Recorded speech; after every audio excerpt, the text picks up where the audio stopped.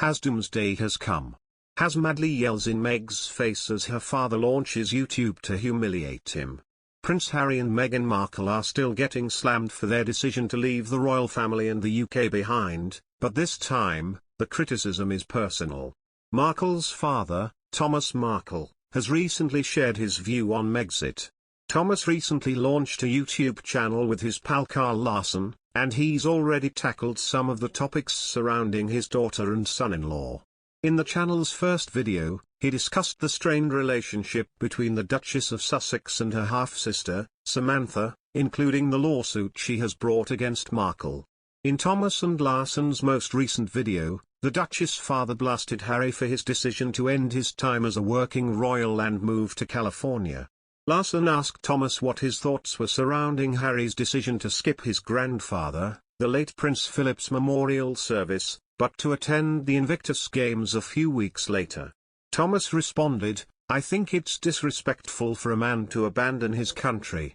Do I think it's disrespectful for a man to abandon his grandmother and then refuse to attend his grandfather's memorial ceremony and to also refuse to let the Queen, his grandmother, see her grandchildren? It's the most hateful, mean-spirited, unforgivable thing anyone can do," he continued. "I send that right out to Harry. If you think you're doing something good, you're crazy. You'll never be forgiven for what you're doing." The friends went on to discuss Queen Elizabeth's health, referring to rumors that she is currently unable to walk and is using a wheelchair.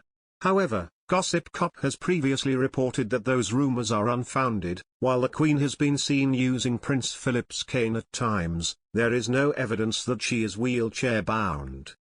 In a family familiar with scandal and episodes to rival any good soap opera, the Thomas Markle saga stands apart. Sure, there has been tabloid tawdriness swirling around the royal family every now and then for decades. But the negative attention focused on the father of Prince Harry's new wife Meghan has little precedent among royal in-laws.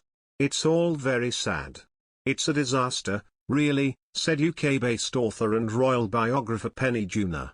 The Markle debacle, as it's been dubbed in some British tabloids, ramped up in earnest with the whole schmozzle over whether the retired TV lighting director would walk his daughter down the aisle for the May 19th wedding at Windsor Castle.